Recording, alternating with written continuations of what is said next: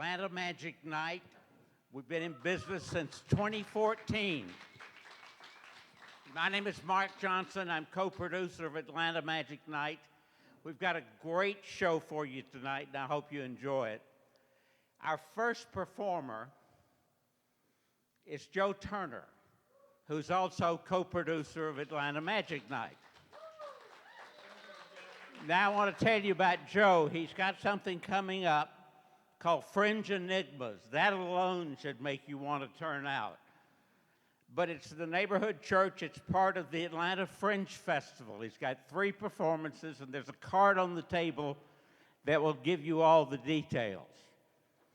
So please, at number 2, we have a drawing for 2 tickets for next month's show. Take your cell phone and look at the QR code at the card on your table, and we'll announce the winner at intermission.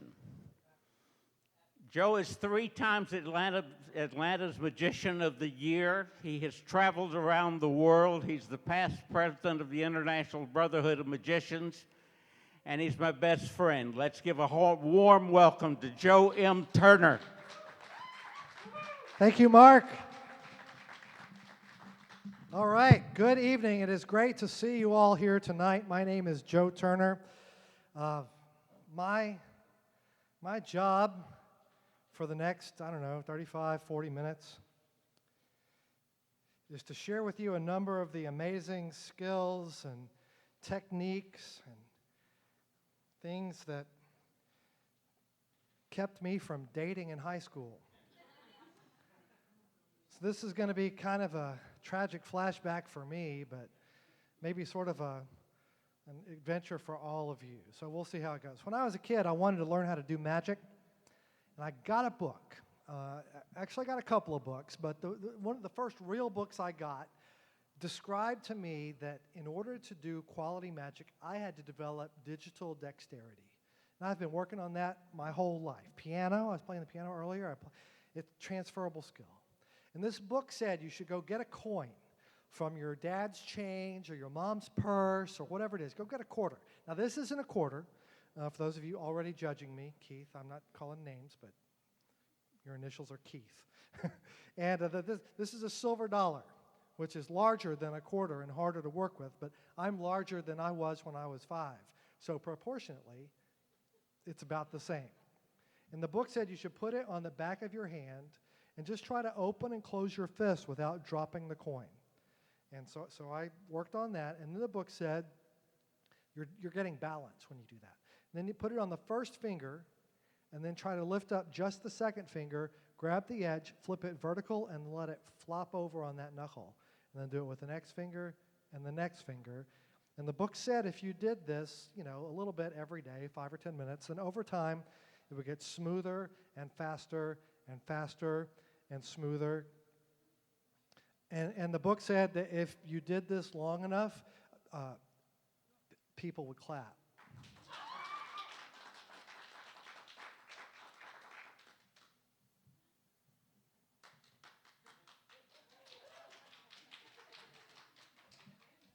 It's not TV, Rachel. I can see you. I'm right here.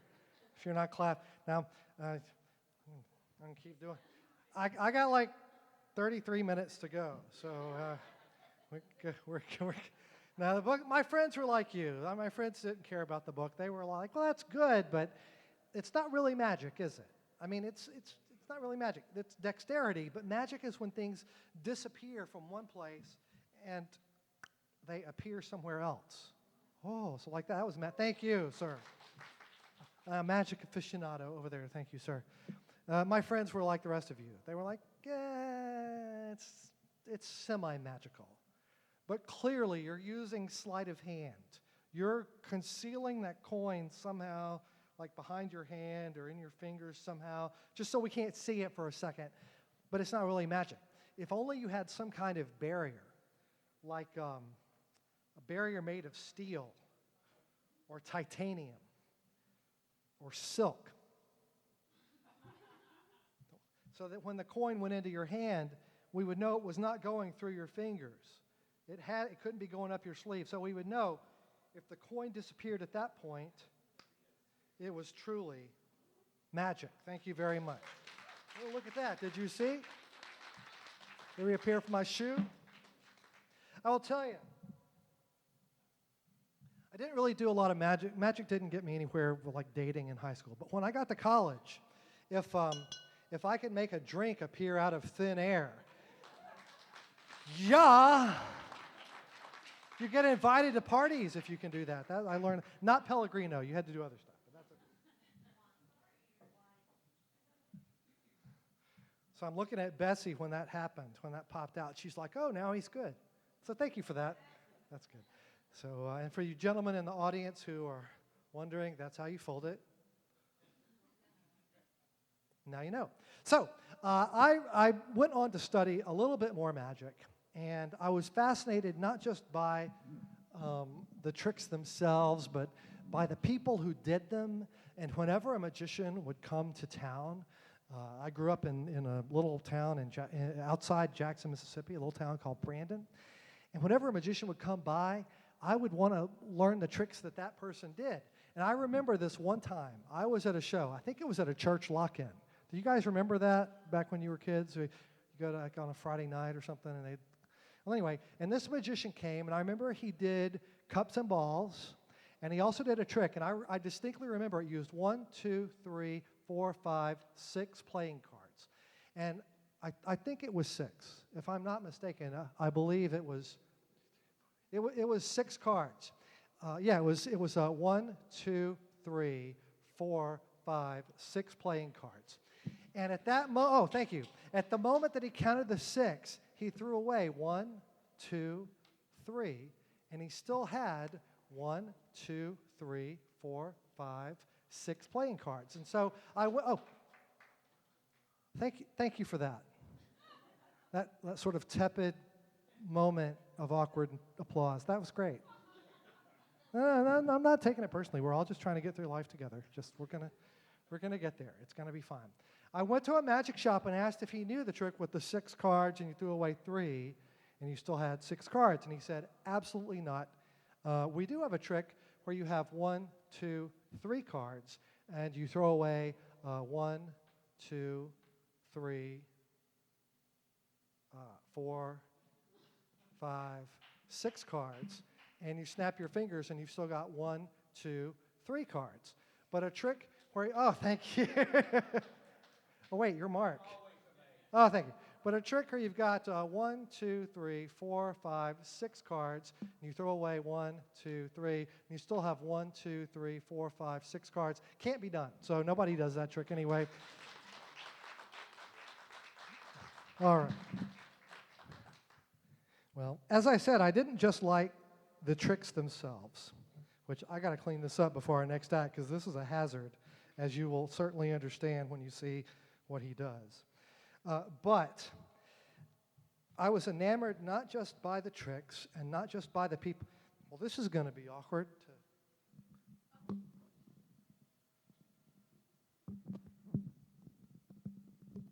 How about that? It's not even a trick, but it's just technology. It's awesome. So I was fascinated a little bit, I think, by the history of magic. And I'd like to demonstrate for you what I mean by that. But in order to do so, I do need Stephen and Rachel to join me on stage just for a minute. So since you guys are just right here, could I ask you to come up, give them some encouragement? And come on up, and you just stand right there for now. And Stephen, thank you for helping. And I'm very good. And if you'll just stand over here for now, I don't need you for the first part of this, but in just a moment, it'll save time since you're already here. Fair enough? So if you'll just stand right up there, and you'll stand like right on that Exy part of that tape. And let me share with you something that I hope you will find as interesting as I. We're not really supposed to talk about how magic is done. But fortunately, how it is done is seldom as interesting as why. And that I can talk about. All right?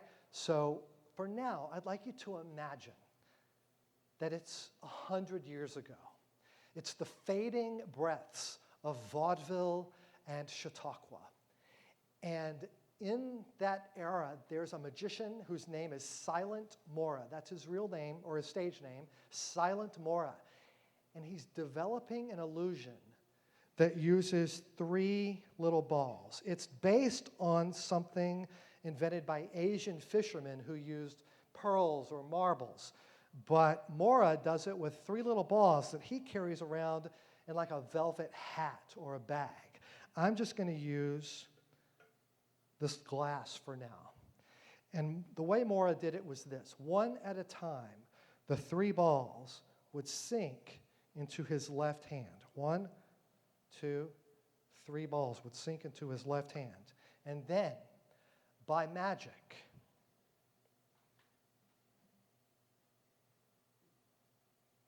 one at a time, the balls would travel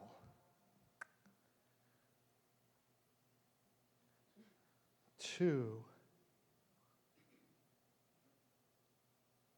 his right.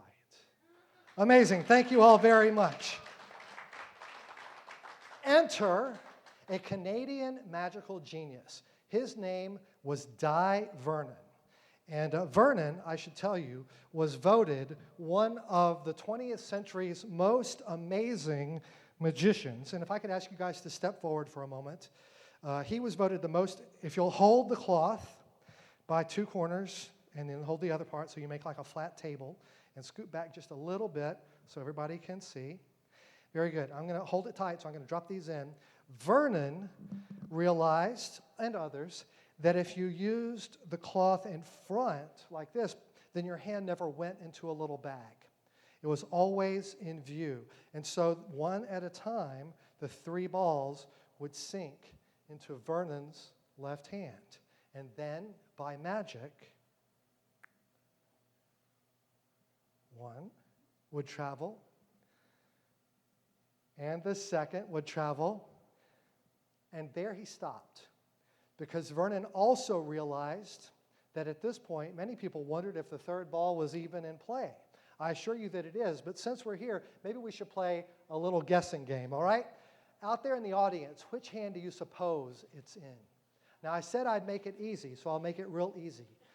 But even Vernon could make the 3rd ball travel. Thank you very much. Now, Vernon had a friend. He was a short and kind of squat and very sesquipedalian magician named Charles Miller. And Charlie Miller had a different way of doing it. The first 2 balls would go into his hand, and the 3rd he placed in his pocket. Now, it was no surprise to his audience that there were 2 balls in his hand. But when, by magic, the 3rd ball traveled, it was quite an amazing surprise for all of them. Wouldn't you agree? Yeah. Oh, thank you. Miller had a friend named John Thompson. He was a friend and protege. And Johnny did it much the same way as Miller, 2 in the hand and 1 in the pocket. But Johnny always added something a little extra.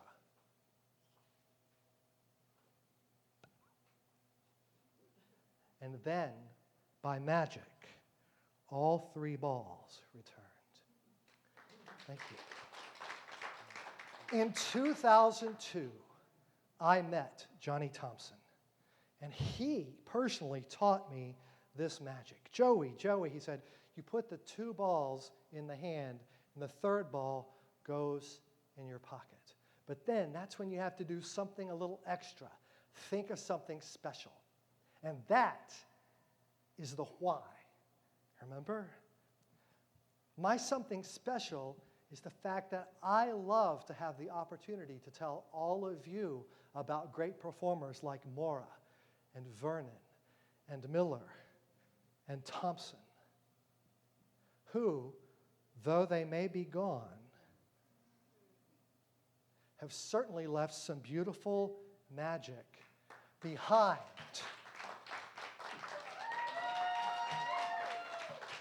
Hey, give my assistants a big round of applause as they go back to their seat. Thank you very much.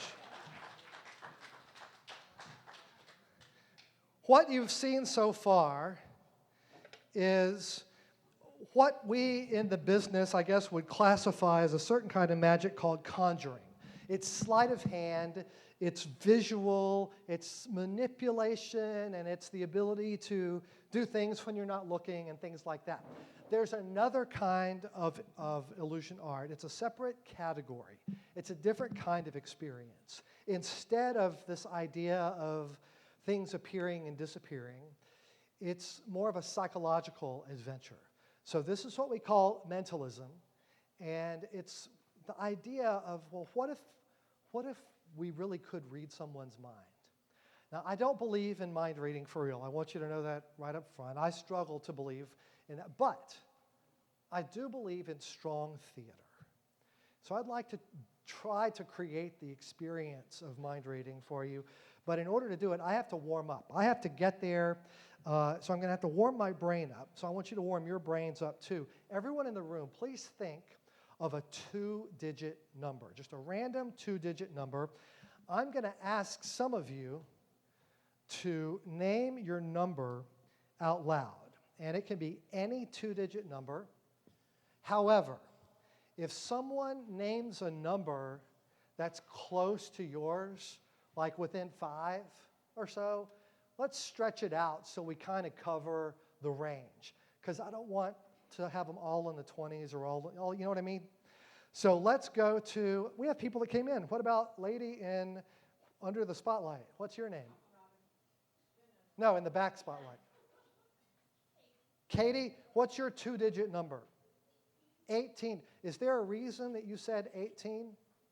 Just totally random? Just legal to vote. That's it, voting in. Very good. And that brings me to Nick. What's your 2-digit number? 39. How old I look? Maybe? No? Jack Benny, 39. It's the year my dad was born, 39. That brings me to, it was Cindy. What's your 2-digit number? Can't drive it? Can't drive 55? Is that the song? You just thought of it? That's how old you think I look. That's why. That's very good. 55, double nickel. And how about who have I not talked to? Tracy, what's your 2-digit number? 76. The spirit of 76. So get your calculators out, everybody, just to check my math. 18 and 39 is the same as 17 and 40, which is 57. 57 and 55 is 112, and 6 is 118, and 70 is 188. So I think that's correct. But if you've got your calculator out, you can verify that as a team, you've created a random number. Anybody made a different decision, we'd be at a different place already. So who's already got their phone out? David, you've got your phone out. Could you go to your stopwatch? Go to your stopwatch. I'm going to ask David to give me on your mark, get, set, go. And then I get 60 seconds, 60 seconds, to fill in the rest of this grid in hopefully an amazing and magical and somewhat entertaining way. Was somebody mocking me just then? That was awesome. Can't be done, can't be done. So let's see. When he says on your mark, get, set, go, I will try to do it. Okay. Okay. Go. Okay, we'll go there and there and there and there. And I have to tell you, I'm not feeling 100% confident on this already, but I will say stop right there. How many seconds was that? 20 seconds. 20. Okay, we have good news and bad news. The good news is, well, the bad news is, in order to impress all of you, I rushed. And so I may be off. But the good news is I came in under budget, which I was a consultant, so that's always a good thing. So I have 40 seconds remaining. If I have to try this again, it seems only fair that I have access to the rest of my budget. So we won't call the project over until we have success. So if you've got your calculator out, let's just see if by chance, if we did in 20 American seconds, 18 and 54, first row, 18 and 54 is 20 and 52, which is 72, and 75 is 147, and 41 is 188. So the first row has to 188. That's pretty good. Wait. Let's say I'm not confident. 76 and 40, 77 and 39, 76 and 40 is 116, 26, 36, 86, 188. Second row adds to 188. That was good. Well, we have to double check all of it. So if you have your calculator, feel free and pick a row. 40 and 74 is 114. 150 is 164, 169, 178 and 10 is 188. Last row, 53 and 21, 74, 82, 92, 102, 112, 170, 188. All four rows add to 188.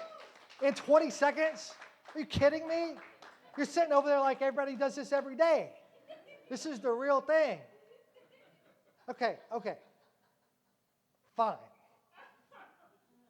First column, 18, 77, 40, and 53, you will see adds to 188. Second column, 54, 39, 74, and 21. Third column, fourth column, all four rows, all four columns add to the random number you created. We did it in 20 seconds. Amazing. I mean, do I have to set myself on fire for you people? Are you not entertained? This is like world championship Sudoku level. But wait, there's more. I want you to be impressed. So if you looked at this diagonal, but if you look at the other diagonal, 53, 74, 20, 41, both diagonals. So 4 rows, 4 columns, 2 diagonals, all add to the random number that you created for me only a few moments ago. But wait, there's more. In my pocket, the amount of money I have in my pocket is $1.88. That would have been so good. That would have been so good. I'm so sorry to disappoint, but I don't want you to be disappointed. So how about this? Look at the first quadrant. 75, 41, 52, and 20. Second quadrant, third quadrant, fourth quadrant. All 4 rows, all 4 columns, both diagonals, and 4 quadrant. Actually, the middle quadrant too, Nick. I saw you checking. Middle quadrant also adds to 188. In fact, if you pick the opposite pairs on that side and that side, those add to 188. These 2 and those 2 add to 188. These minor diagonals, those 2 and those 2 add to 188. Those 2 and those 2 add to 188. Keith, any tic-tac-toe board on the whole grid, if you pick the corners of a tic-tac-toe board, so like 18, 75, 55, and 40, those add to 188. Or 39, 52, 76, and 21. So 4 rows, 4 columns, 2 diagonals, 5 quadrants, opposite pairs, opposite diagonals, all the tic-tac. In fact, the 4 corners of the whole dadgum thing add to 188. I think that's pretty amazing. In 20 seconds. 20 seconds. I went to Mississippi State University. We had a tough year in baseball, but we can add. We can certainly add. Not a question about it. I love this, by the way, because just to digress for a moment, this silly-looking demonstration of math skill is kind of a representation of my career. It's kind of ugly if you look at it pretty much from every angle. But, we all have a goal, and we decide, well, this is what I want to do, and over the course of our lives, we develop skills and talents, and degrees and certifications and, things that we study, things that we learn about, people that we meet, and we somehow find a way to put it all together so that it ends up giving us the goal that we want, and thank God for that. And then something happens, right? You meet a girl, and you're like, well, if I want her, then that's got to go. But what am I? Well, then I'll just do it this way, and I can still keep this and still get to my goal. And look at this; it's amazing. And I can still get to my goal. And then, something happens, and the economy tanks, and you can't even do this anymore. So you're like, okay, fine, we'll do it this way. I'll just do it this way, and that'll be fine. And then I can get to my goal. And then, I don't know, you have kids, and you're cooking along, and like, okay, we'll do it this way. That's fine. And then, I don't know, what's something ridiculous, Stephanie? A global pandemic.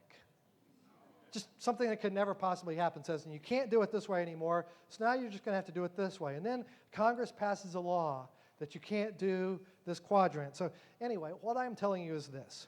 I used to be of the mind that once I found a solution to my problem, that was the end of it. And if I've learned nothing over the last 3 or 10 or 28 or 53 years, it's this lesson that in magic we often tell each other. In fact, Vernon, the guy I was telling you about earlier, used to say, magicians, stop thinking too soon. We find something that works and we just say, well, that's the best, and we give up on the rest. So we all can relate to that. I would just tell you, if you don't remember anything else from tonight's show, remember that there's a lot more to you than just the one column that you or anybody else attributes to you based on your education or your demographics or your beliefs in this or that or the other. There's a whole lot more to you that a lot of people don't see, and it's not their business to ignore that. It's your business to use it and get to your goal in whichever way that you need to. And that's what has kind of kept me going through some tough times, and I hope it does the same for you. Thank you very much. Now I've got my brain cranked up, so we're going to add a level of difficulty. So we're going to ratchet it up.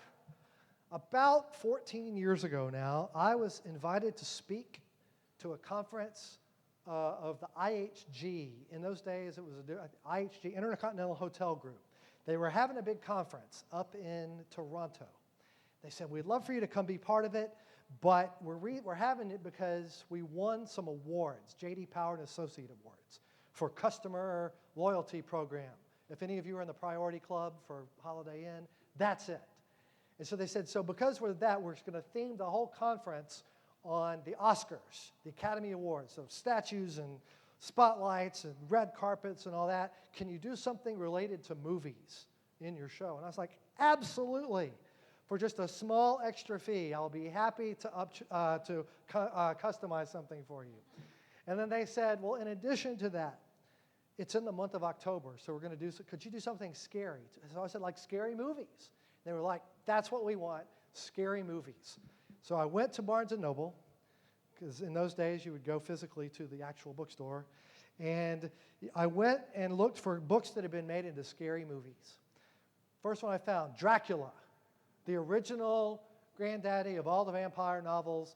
Back, for those of you under 35 years old, before vampires were teen romance, they used to be very scary. Nobody had any idea about garlic and crucifixes and all that. So Dracula. I was looking for Fatal Attraction. Who's seen Fatal Attraction? With Glenn Close and that rabbit? It was horrible. And they're making a mini-series, aren't they? I think I saw they're making a mini-series out of it. But anyway, I couldn't find the book. Maybe it was never a book. I don't know. I found Fatal Sin, a Lifetime Network television movie. It was made. It's one of the Steel families of the romance thriller crap. I mean, airport fiction. And the basic plot. The sixth novel, it's a tale of lust, greed, and murder with a popular interest in the occult and New Age sciences. Appearances aren't what they seem in the hills of New England. Blah, blah. She loved him. He did her wrong. She killed him and lived happily ever after. And that's the basic plot of every movie that was ever on Lifetime. So there you go. That's it. And then the last book was the scariest book I could find in the whole bookstore, a book on budgeting. Oh, it's making me have shivers and chill bumps already. So we're going to come out here and we're going to ask, how about Elizabeth? Elizabeth, we got 3 books here. Please reach out and grab one. Just take any one. She's going, I'm not judging you for taking that one at all. That is fine. We'll do another one. Someone else pick one. How about, I haven't done anything with Robin. Robin, you take one. Budgeting, really? That's the one you want? I guess Tracy or Heather. Heather, I talked to you. Heather, that leaves you with Dracula. Dracul. Vlad Dracula. So let's just see. I'm going to riffle through here, and I just want you to say stop anywhere along the way. Stop. Look at the first word on the page. Don't say it out loud. I'm going to step far away so I can't even see. You got it? Think it. Don't say it.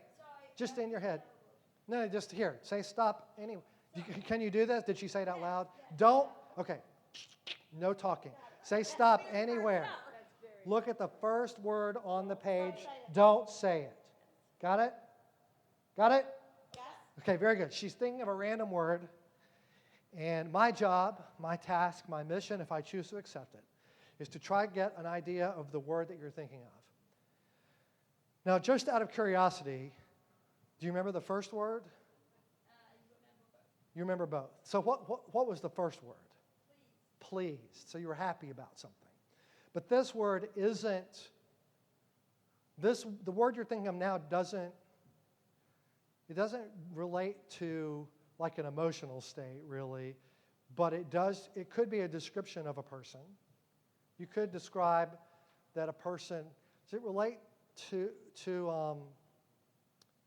a person's age somewhat? Does it relate to a person's age? I feel like, I can't tell if they're old or young, but it's like, it relates to like an extreme on one end or the other. I'm old, is it like, are they an old person? What was the actual word? Ancient. So I got old. So I think that's dead on. That's really good. Very good. So those of you who have the other books, I'm not going to come back down. I just want you to open your book randomly to any page, Elizabeth and Robin, and move your finger up and down and stop anywhere on the book that you like, on the page, and look at your fingertip and give yourself like, I don't know, 1.5 inch radius. So you have like a nice circle of words to choose from. And I want you to pick a nice long one, multisyllabic, something impressive, a nice long word, 8, 9 letters, but something you know what it means and you can remember it in your head. Once you've done that, close the book, and if you'll pass them to the front row, and Cindy and Stephanie will gather them. And I don't think I could be any fairer than that.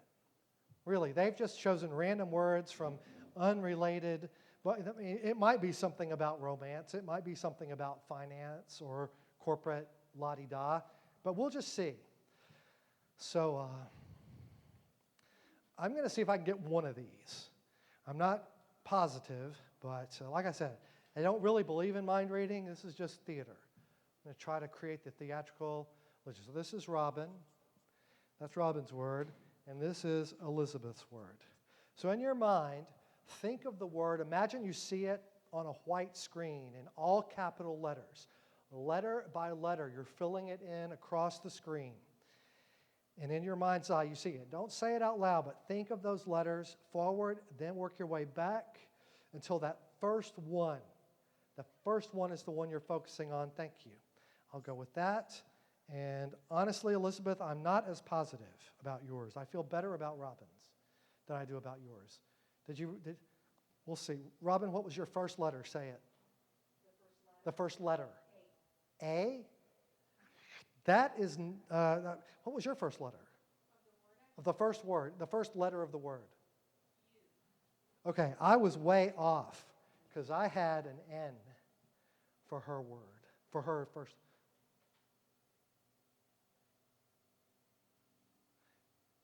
Is N your second letter? It is your second. Okay, I think I see what happened. I didn't go all the way back to the first with you. So if you'll think of that, okay, think of your second letter, if you will. Now, when you thought of it, for some reason, I felt like you were doubling up on it. Did you have a double letter for your second letter? So your second and third letter are the same. Isn't that correct? I have, this is what I have for her, so you can see that. What was your second letter? C, but it's a double C. You have 2 C's. Think of your last letter and think of your last letter. Don't say it out loud. Now think about this. Okay, thank you. And I'm not sure where we're going with that. This is interesting because I think one of them, Betsy, has a letter that is constructed with all straight lines. And the other one has a letter that includes a curved line. That's what happens in my head when I was singing. So, Robin, what was your last letter? H, all straight lines. And what was your last letter? I had an R. That's awesome. I've never gotten this far with both. I usually zero in on one. Let your mind go somewhere in the middle of your word and drop on a letter. And if you're, okay, I got an R for you, but you wanted to not repeat, so you thought of something else. I feel like there was like a discussion happening inside your head about the letter you wanted to pick. Were you debating yourself? Yeah, no, she's saying no. But and I felt like, I want to say there's an M involved with the word that you're thinking of. I may not be on with yours. Were you thinking of the letter M? Robin, M? No? It wasn't the letter M, okay. I felt like I was on to her with an R, but she was going back and forth. But was it a W? Was it a W? So it's an M upside down. That's what, okay. I think I see why I'm zeroing in on her. If you don't mind my asking, I'm not exactly sure. Robin, what was your word? Accomplish. So there was an M, but you just didn't think of it. But you thought of a W. What was your word? Easy to picture. I hope you're not visualizing that right now. I told you before, I don't really believe in mind reading, but I do believe in strong theater. And that's why the words that I wrote down were accomplish and underwear. And I think that's a pretty good result.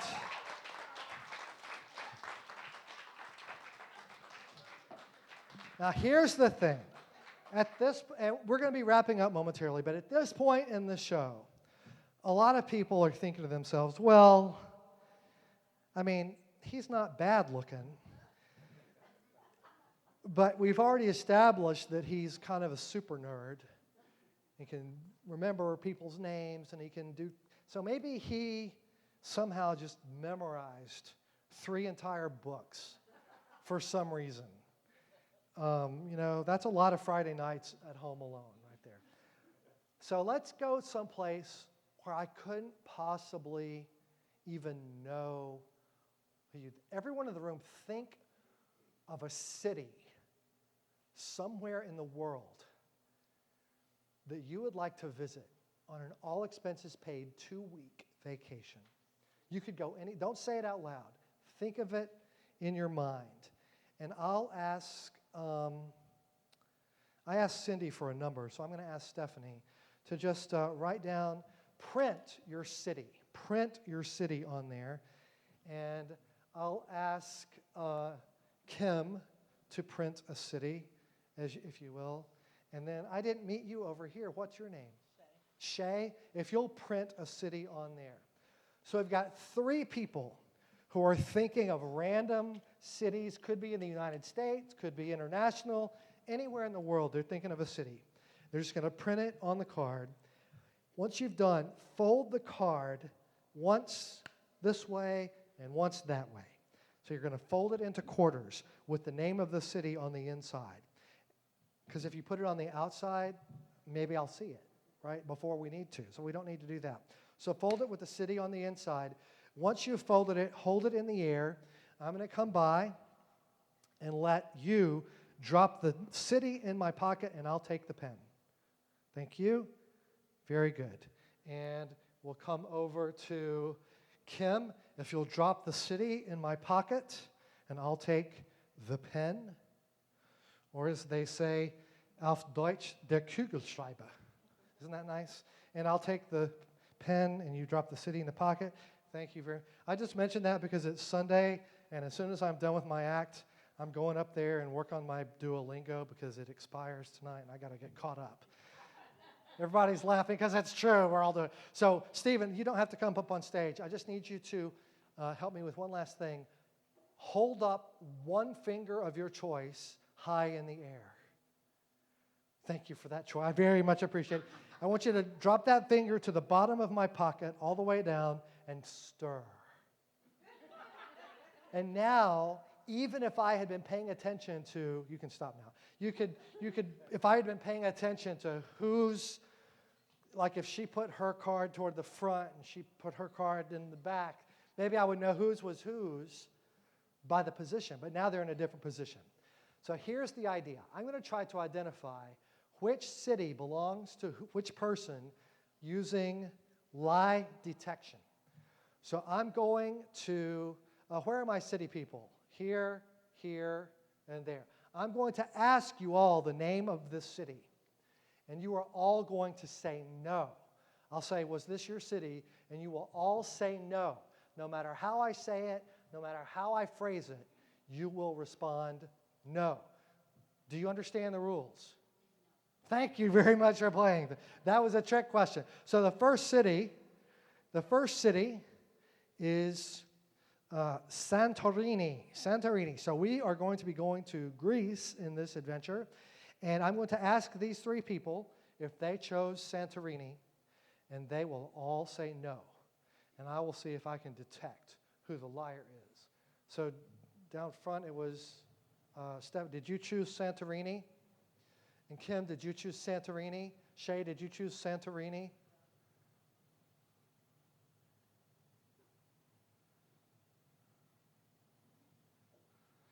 Keith, this is harder than I thought it was going to be. This is,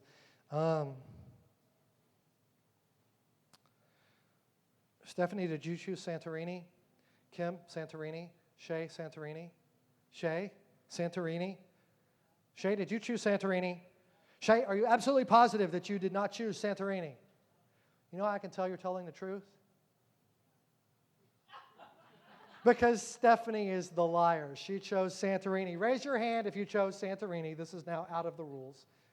Go ahead and take it. That's it. So let's take the next one. No, they're all the same.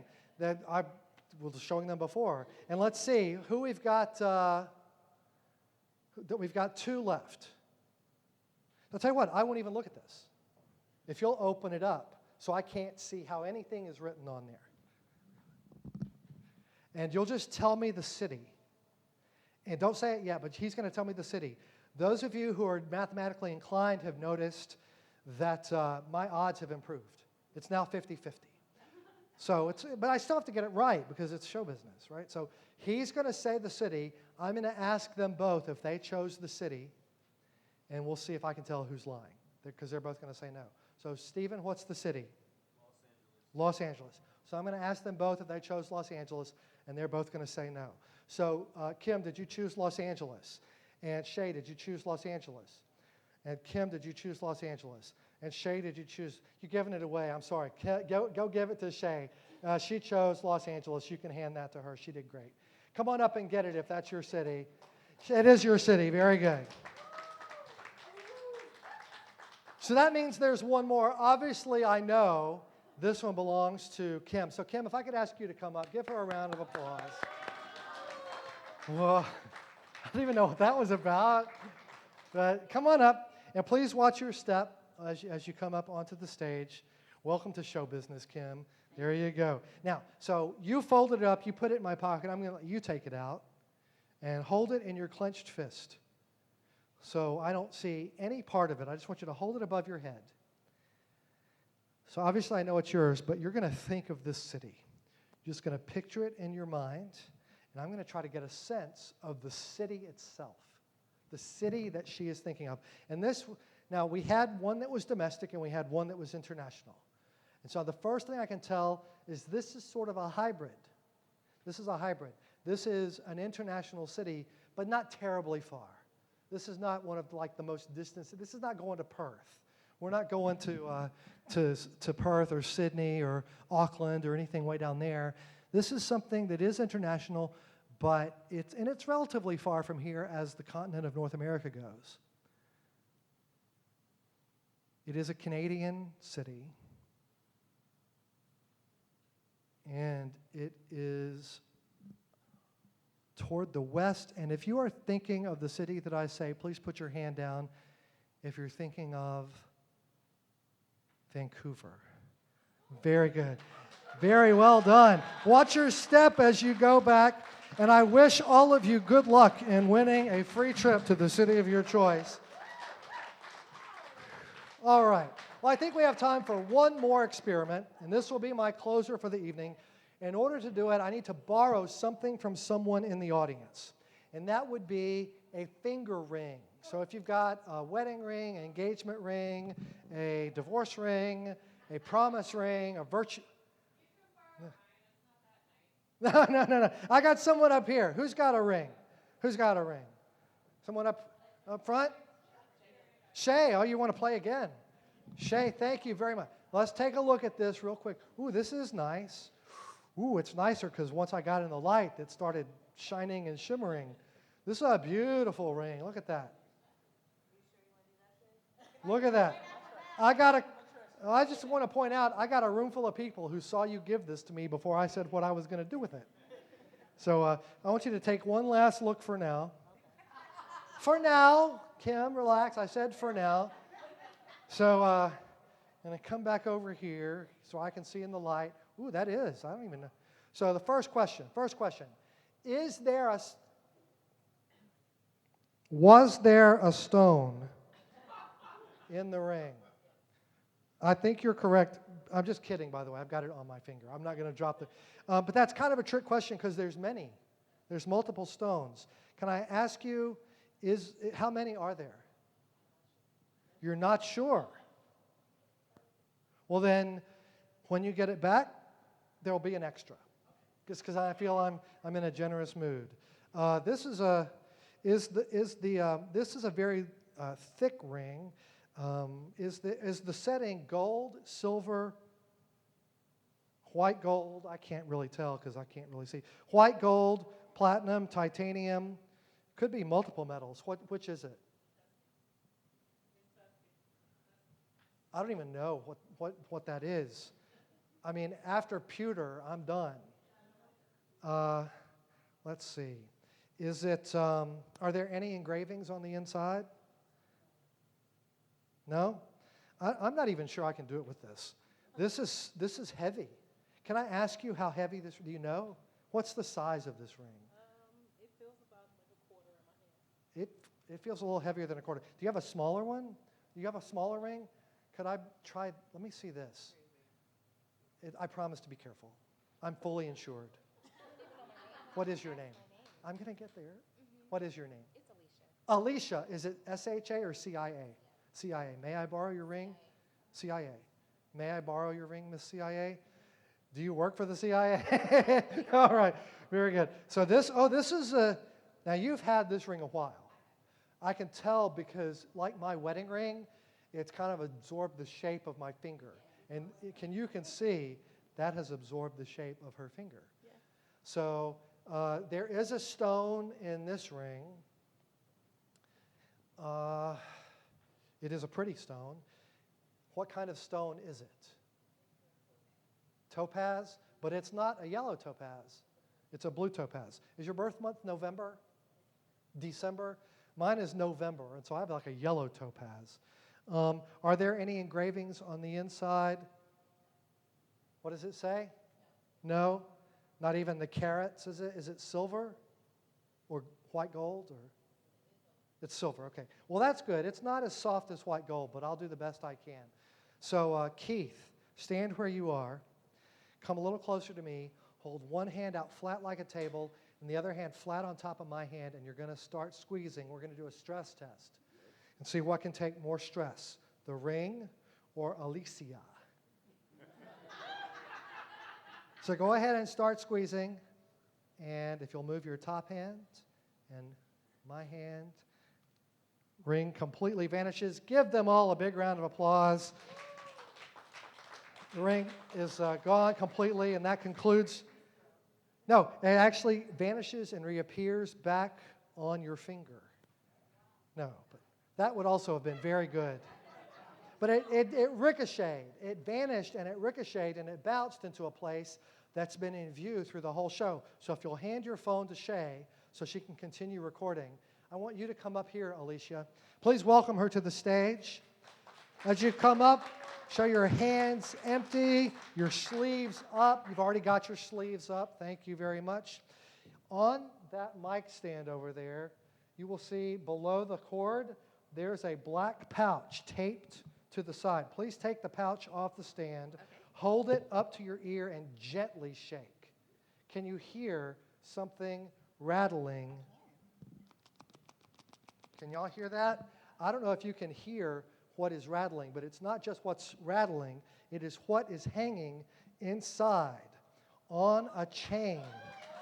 Inside there is a ring, but of all the rings in the world, that it could be.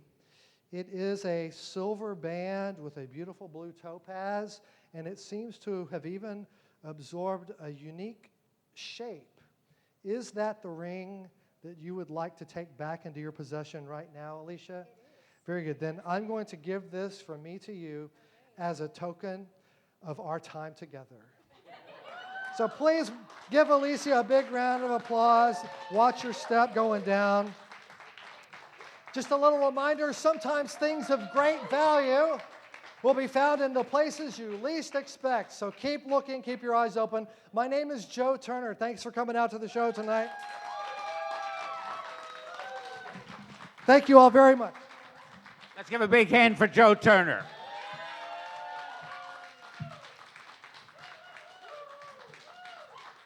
We'll be back in just about 10 minutes with Scott Cantrell.